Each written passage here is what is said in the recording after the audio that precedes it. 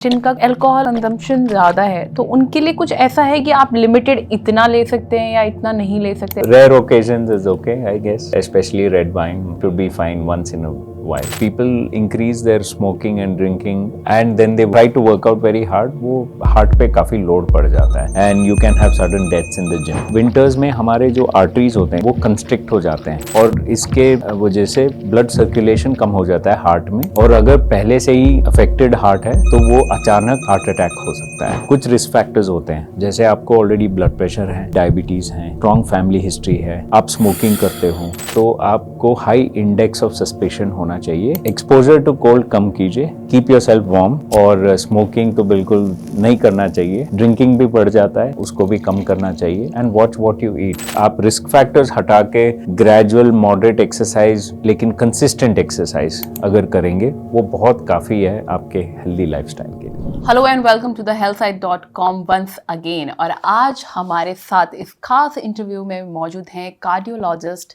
Doctor Niranjan Hiremath. Welcome doctor. Thank you. अब जो है विंटर्स आ रहे हैं, विंटर्स आर कमिंग और सबसे ज़्यादा जो लोगों को खतरा रहता है कि हार्ट अटैक, मतलब ये I don't know it's a myth और ये सच है कि विंटर्स आते ही हार्ट अटैक के रिस्क बढ़ जाते हैं। हाँ जी। तो क्या ये फैक्ट है? ये बिल्कुल फैक्ट है। Lot of heart patients specially जिनमें already pre existing heart condition होते हैं, जिनमें फैमिली हिस्ट्री होता है कि माँ बाप को हार्ट अटैक हुआ हो या भाई बहन में हार्ट अटैक हुआ हो, उनमें ज़्यादातर विंटर्स में देखने को मिलता है।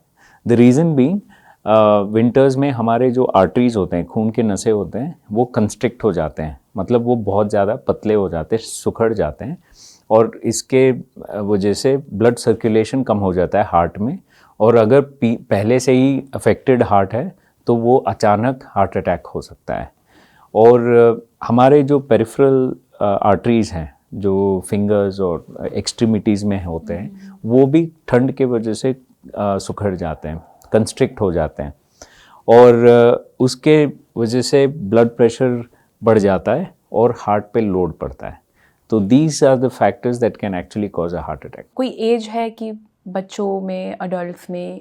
बच्चों में रेयर है, होता नहीं है वैसे। बच्चों में अलग किस्म के हार्ट के प्रॉब्लम्स हो सकते हैं जो एग्रीवेट हो सकते हैं। मान लीजिए there is congenital heart defects जिनमें से कुछ बच्चे नीले पड़ जाते हैं, वो विंटर में एग्रीवेट हो जाता है। तो अगर ऐसा कंडीशन ऑलरेडी है बच्चे को, फर्स्ट ऑफ ऑल जल्द से जल्द उसकी इलाज लेनी चाहिए और अगर विंटर में ये सिम्टम्स ज़्यादा दिख रहे हैं तो डेफिनेटली एक पीडियाट्रिक कार्डियोलॉजिस्ट या कार्डियोलॉजिस्ट से मिलना ज़रूर चाहिए बच्चों के लिए। ओके, तो अगर विंटर्स में हार्ट अटैक का रिस्क रहता है तो ये ज़रूरी है कि अगर उसकी कोई फैमिली हिस्ट्री रही है तभी उन्हीं लोगों को विंटर में हार्ट अटैक का खतरा रहता है? जैसे हमारा एक जनरल इन्फॉर्मेशन होता है जो मैं हर इंटरव्यू में बताता हूँ कि अगर कुछ रिस्क फैक्टर्स होते हैं, जैसे आपको ऑलरेडी ब्लड प्रेशर है, आपको ऑलरेडी डायबिटीज़ हैं और आपको स्ट्रॉन्ग फैमिली हिस्ट्री है, आप स्मोकिंग करते हो, अगर ये रिस्क फैक्टर्स ऑलरेडी हैं तो आपको हाई इंडेक्स ऑफ सस्पेशन होना चाहिए। If you are getting any kind of chest pain during the winters, any kind of discomfort, sweating, unexplained sweating, तो आपको तुरंत कार्डियोलॉजिस्ट या डॉक्टर्स के पास जाना चाहिए। विंटर्स में ब्लड प्रेशर क्यों बढ़ जाता है?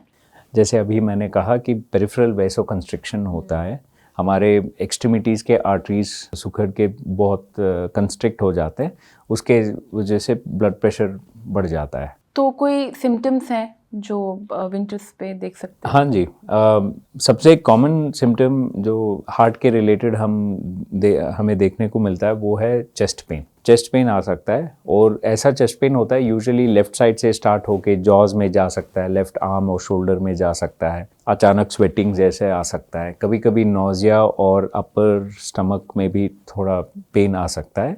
ये क्लासिकल एंजाइनल सिम्टम्स हम बोलते हैं। ये काफ़ी कॉमन है विंटर में जिनमें हार्ट डिजीज़ का रिस्क ज़्यादा हो। और अगर ब्लड प्रेशर की बात करें तो सडन डिजीनेस आ सकता है या थ्रॉबिंग हेडेक आ सकता है और आपका पल्स रेट भी बढ़ सकता है। एंड अगर ये सब हो रहा है और इसके साथ साथ आप स्ट्रेसफुल काम भी कर रहे हो, फिर आप स्मोकिंग भी ज़्यादा देखने को मिलता है विंटर्स में। हाँ। हाँ, तो ये सारे कंपाउंड हो जाते हैं रिस्क फैक्टर्स। तो कुछ लोगों की कंप्लेन भी रहती है इस चीज़ को लेके कि दिल में दर्द हो रहा है, दिल में दर्द हो रहा है। तो वो दिल में दर्द कौन सा वाला दर्द होता है? It could B heart related. मैं ये नहीं बोल रहा हूँ कि सारे जो दर्द होते हैं वो हार्ट रिलेटेड हो। कुछ बहुत कॉमन जो ऑल्टरनेटिव सिम्टम होते हैं वो होते हैं चेस्ट मसल्स के और रिब्स के। एक कंडीशन होता है कॉस्टोकॉन्ड्राइटिस करके, मतलब inflammation of the bone, chest bone. वो काफ़ी कॉमन है स्पेशली यंग पीपल में, मतलब 20-30 के एज में, या जो लोग जिम जाते हों क्वाइट ऑफन, उनमें ये चेस्ट पेन देखने को मिलता है। द डिफरेंस इज अगर हम टच करके देखते हैं वो पेन ज़्यादा रहता है, दैट इज़ मसल और बोन पेन। अगर टच करने से कोई फर्क नहीं लग रहा है आपको पेन में, then that has to be heart related. मतलब अगर टच करके देखेंगे और वो पेन बढ़ रहा है, मतलब यू कैन लिटरली आउच ऐसा हो जाता है। अच्छा, हाँ जी। तो it could be a related to heart. Yes, no that is related to the bone and the Okay, muscle. bone और हाँ, muscles। क्योंकि टेंडरनेस बोलते हैं उसको। अच्छा। हाँ जी, जो टच करने से वो पेन बढ़ जाता है। अगर टच करने से कोई फर्क नहीं पड़ रहा है और फिर भी पेन ज़्यादा हो रहा है अंदर, वो तो हार्ट रिलेटेड हो सकता है। तो कोई प्रिवेंशन मेजर्स हैं विंटर्स पे स्पेशली हार्ट के लिए? एक्सपोजर टू कोल्ड कम कीजिए, जितना हो सके avoid being exposed in cold for a very long time. Short time के लिए ठीक है, कीप योर सेल्फ वार्म। अगर ग्लव्स पहनना है तो बहुत इंपॉर्टेंट है, स्पेशली हाइपरटेंसिव पेशेंट्स में। Avoid hands and legs becoming very cold. और स्मोकिंग तो बिल्कुल मतलब नहीं करना चाहिए बिल्कुल भी। ड्रिंकिंग भी बढ़ जाता है ड्यूरिंग कोल्ड, उसको भी कम करना चाहिए। And watch what you eat, oily food को कम कीजिए। सी बहुत सारे लोग अब क्या कहते हैं, स्मोकिंग और अल्कोहल इनटेक ज़्यादा कर देते हैं। तो जो लोग अल्कोहल जिनका कंजम्पशन ज़्यादा है, तो उनके लिए कुछ ऐसा है कि आप लिमिटेड इतना ले सकते हैं या इतना नहीं ले सकते ऐसा? वैसे of course alcohol is injurious to health, exactly, but still कि बहुत लोग मानते ही नहीं है कि नहीं भाई थोड़ा सा, तो उनके देखिए लिए ऐसा डॉक्टर से आपको ऐसा सवाल नहीं करना चाहिए। प्रिस्क्रिप्शन नहीं मिलेगा कि इतना आप पी सकते हैं, but you know rare occasions is okay, I guess.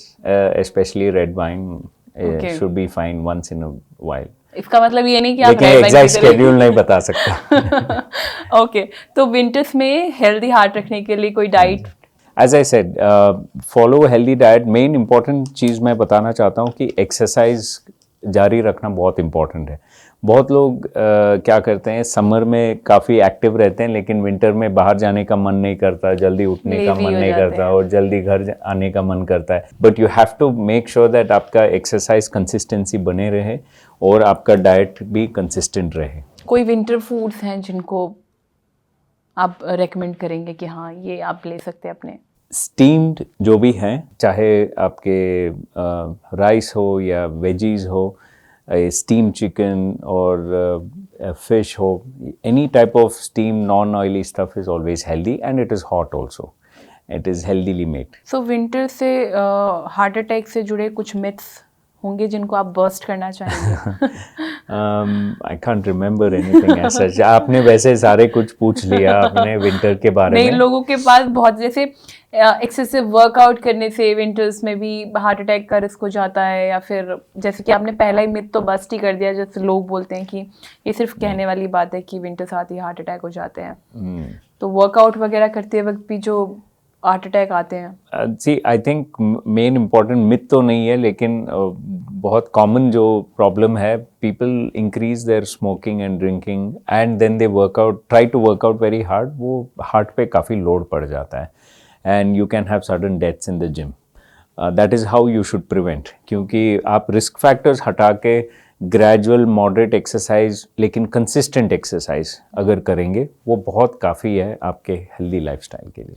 सो अगर आपको अपने हार्ट को हेल्दी रखना है तो प्लीज़ डॉक्टर के बताए हुए ये टिप्स को फॉलो करें, और प्लीज़ कमेंट करके बताएं आपको ये वीडियो कैसा लगा। आपको कोई सुझाव है, आपके कोई सवाल हैं तो भी आप कमेंट बॉक्स में कमेंट करके बता सकते हैं। फिलहाल के लिए सी ऑफ करते हैं, और हेल्थ से जुड़ी इस तरह की और भी वीडियोज़ के लिए आप बने रहिए thehealthside.com के साथ। Thank you doctor. Thank you.